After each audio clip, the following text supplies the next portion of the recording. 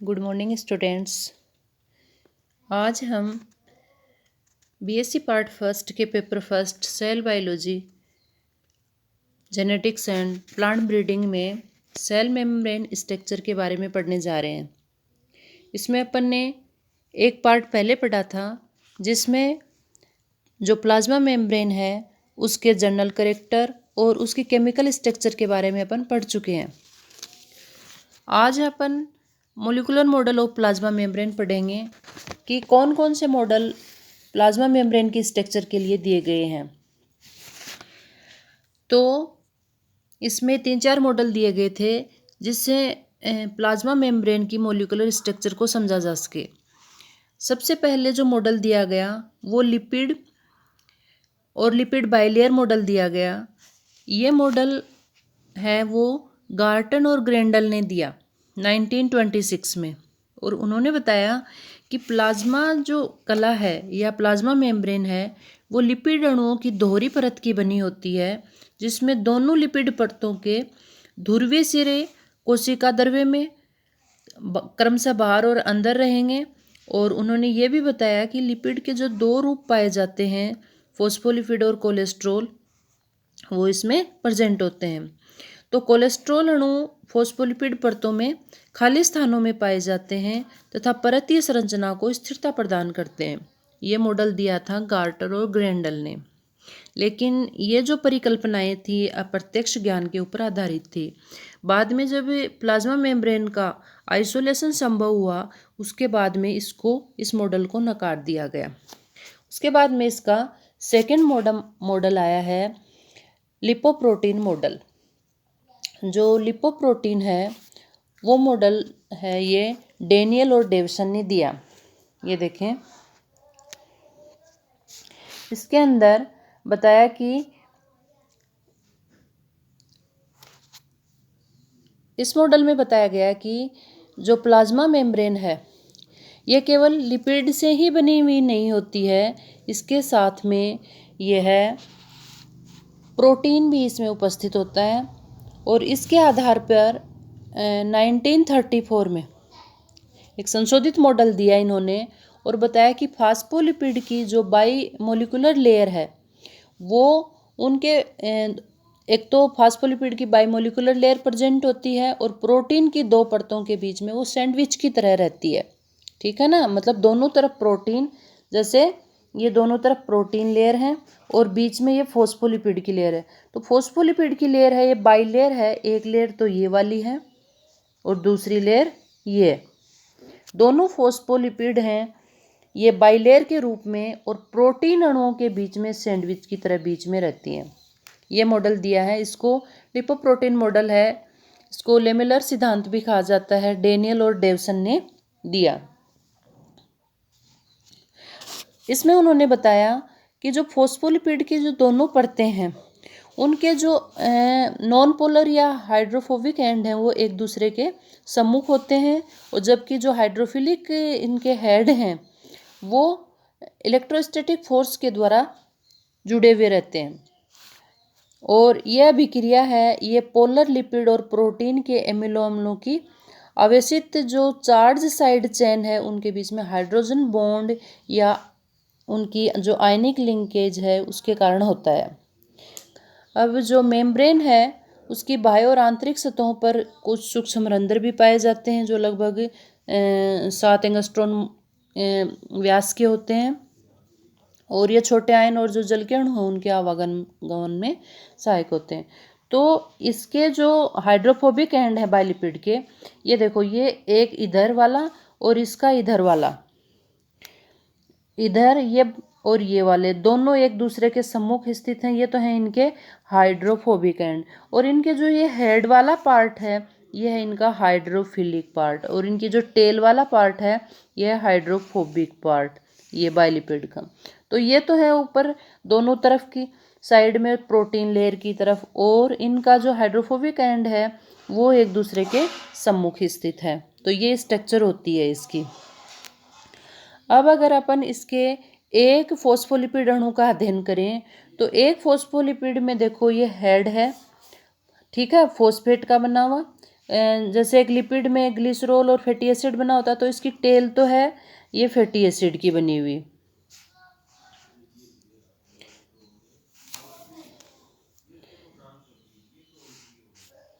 ये टेल है fatty acid की बनी हुई, उसके ऊपर ग्लिसरॉल, और ये सबसे ऊपर इसके हेड से जुड़ा हुआ है फॉस्फेट ग्रुप।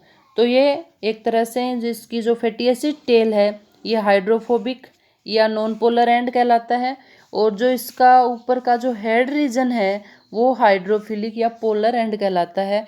ये एक फॉस्फोलिपिड अणु की संरचना है। तो इस तरह से जो लाइपोप्रोटीन मॉडल दिया गया है डेनियल डेवसन का, उन्होंने यही बताया कि ये फॉस्फोलिपिड है, ये प्रोटीन के दो परतों के बीच में स्थित होता है और बाइलेयर के रूप में पाया जाता है। इसके बाद में अगला जो सिद्धांत था, तीसरा जो सिद्धांत, देखो पहला सिद्धांत है वो lipid and lipid bilayer model दिया गया, उसमें यह बताया गया कि सिर्फ दो ही लिपिड की लेयर होती हैं प्लाज्मा मेम्ब्रेन में। दूसरा जो सिद्धांत था लाइपोप्रोटीन मॉडल, उसमें यह बताया गया कि दो प्रोटीन परतों के बीच में फॉस्फोलिपिड है वो सैंडविच रहता है। तीसरा जो मॉडल दिया गया वो मिसेलर थ्योरी दी गई है।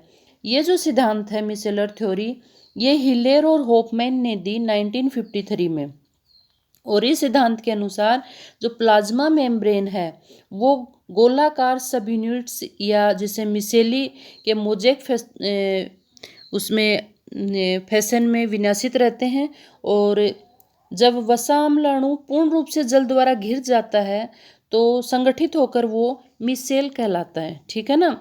और ये देखो ये मिसेल बने हुए हैं।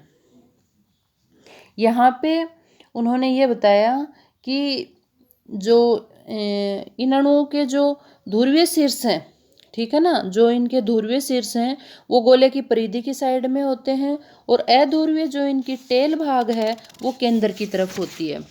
ठीक है, और जल से दूर होती है। अब ये इनका मिसेलर मॉडल है, और झिल्ली में पाए जाने वाला जो प्रोटीन घटक है वो लिपिड मिसेल के प्रत्येक ओर से एक मोनोलेयर के रूप में पाया जाता है।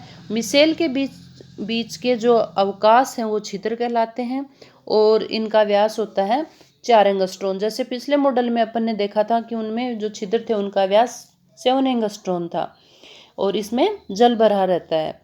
तो ये छिद्र आंशिक रूप से लिपिड के ध्रुवीय शीर्ष से जो इनका पोलर हेड है, और आंशिक रूप से उनके प्रोटीन के जो ध्रुवीय शीर्षों से घिरे रहते हैं। तो ये मिसेलर मॉडल दिया। इसमें ये देखें, ये है इनका हाइड्रोफिलिक पोलर एंड, ये वाला, ये ठीक है, ये इनका हेड भाग है, और ये इनके जो सेंटर की तरफ है इनके टेल भाग। ठीक है ना, और दोनों तरफ ये प्रोटीन की लेयर है, प्रोटीन मोलिक्यूलर अपनी लेयर बनाते हैं, और जो लिपिड मोलिक्यूल हैं ये वाले लिपिड जो मिसेल बनाते हैं ये लिपिड मोलिक्यूल हैं, ये वाले, ये गोल वाले। ठीक है ना, इनको मिसेल भी कहते हैं ये। और इनमें इनका जो पोलर हेड होगा, ठीक है ना, वो बाहर की तरफ होगा जैसे ये दिखाया हुआ है, और इनकी जो टेल होगी वो सेंटर की तरफ होगी। इस रूप में ये व्यवस्थित रहते हैं। ठीक है, ये नीचे एक इनकी जो मिसेल जो बना है उसका ग्लोबुलर मॉडल भी दिया गया है, ये वाला। इसमें जो लेसिथिन और जो कोलेस्ट्रॉल है उनका विन्यास दिखाया गया है कि ये वाले तो हैं लेसिथिन जो एक स्टैंड की तरह हैं, और इसमें साथ में ये जो ग्लोबुलर हैं गोले की तरह जो दिखाए गए हैं वो बीच बीच में कोलेस्ट्रॉल है। उसके बाद में अगला जो मॉडल आया वो था unit membrane model. Unit membrane जो मॉडल है वो यूनिट मेम्ब्रेन मॉडल है वो रॉबर्टसन ने दिया। रॉबर्टसन ने इलेक्ट्रॉन माइक्रोस्कोप के द्वारा प्लाज्मा कला का अध्ययन किया, और उन्होंने बताया कि जो प्लाज्मा कला है वो त्रिस्तरीय संरचना है। ठीक है ना, इसमें जो दो बाहरी परतें हैं वो मोटी होती हैं, और वो सघन ओस्मोफिलिक प्रोटीन की बनी होती हैं, और इनके मध्य हल्के रंग की एक मोटी लिपिड की परत पाई जाती है जो कि ओस्मोफोबिक होती है। तो इस तरह से रॉबर्टसन ने बताया कि जो प्लाज्मा मेम्ब्रेन है वो संरचनात्मक ध्रुवीयता दर्शाती है। इसमें जो कला की जो सतह है वो म्यूकोप्रोटीन द्वारा घिरी रहती है, जबकि अंदर वाली सतह है वो एक असंयोजक प्रोटीन उसमें पाया जाता है। और सभी जीवों की जो कलाओं में पाया जाने वाला प्लाज्मा कला और विभिन्न कोशिकांगों को घेरने वाली जो कलाएं हैं उनमें प्लाज्मा कला का त्रिस्तरीय स्वरूप ही दिखाई देता है। तो इस तरह से रॉबर्टसन ने इसे इकाई कला सिद्धांत दिया। अब देखो इसके अंदर ये वाला प्रोटीन लेयर है दोनों तरफ, ठीक है ना। ये लगभग 2 से 2.5 मिलीमीटर व्यास का, जैसे बाहर की तरफ मेम्ब्रेन के अंदर की तरफ फिर 2 से 2.5 मिलीमीटर व्यास का ये वाला। तो ये दो तो प्रोटीन लेयर हो गए। और इसके बीच में जो लिपिड का बाइलेयर पाया जाता है ये वाला, ये लगभग 3.5 से 5 मिलीमीटर है। इसकी मोटाई थोड़ी ज़्यादा होती है। तो इसमें मतलब बाहर की तरफ वही पोलर हेड है, अंदर की तरफ जो टेल है वो हाइड्रोफोबिक है और बाहर जो हेड है वो हाइड्रोफिलिक है। अब इसमें उन्होंने ये बताया कि ऐसी जो स्ट्रक्चर पाई जाती है वो प्लाज्मा मेम्ब्रेन और जो सभी ऑर्गेनेल के चारों ओर जो मेम्ब्रेन पाई जाती है उनमें सब में ये स्ट्रक्चर सेम होती है। इसीलिए इसको एक यूनिट मेम्ब्रेन मॉडल दिया गया है कि एक तरह से एक यूनिट का काम करती है। तो इसमें 2 प्रोटीन लेयर और एक लिपिड लेयर है। ये लिपिड लेयर है, ये द्विस्तर के रूप में पाई जाती है। तो ये है रॉबर्टसन का यूनिट मेम्ब्रेन मॉडल। ये इस तरह से आप लोगों को 4 मॉडल मैंने बताए हैं। सबसे पहले बताया है उनका गार्टर और ग्रेंडल का ये lipid and lipid bilayer model.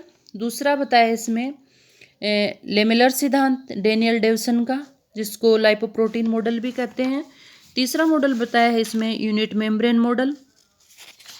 और एक बीच में एक छूट गया, एक है मिशेल थ्योरी। और चौथा मॉडल है इसमें यूनिट मेम्ब्रेन, ये लास्ट वाला मॉडल। उसके बाद में अपना एक बचेगा जो सर्व मान्य सिद्धांत है इसका, फ्लूइड मोज़ेक मॉडल, जो निकोलसन ने और सिंगर और निकोलसन ने दिया था। ये अपन अगला जो अपना वो होगा टर्न होगा उसमें पढ़ेंगे। तो ये चारों मॉडल आप लोग पढ़ोगे और शायद आप लोगों को समझ में आए होंगे। ओके, धन्यवाद।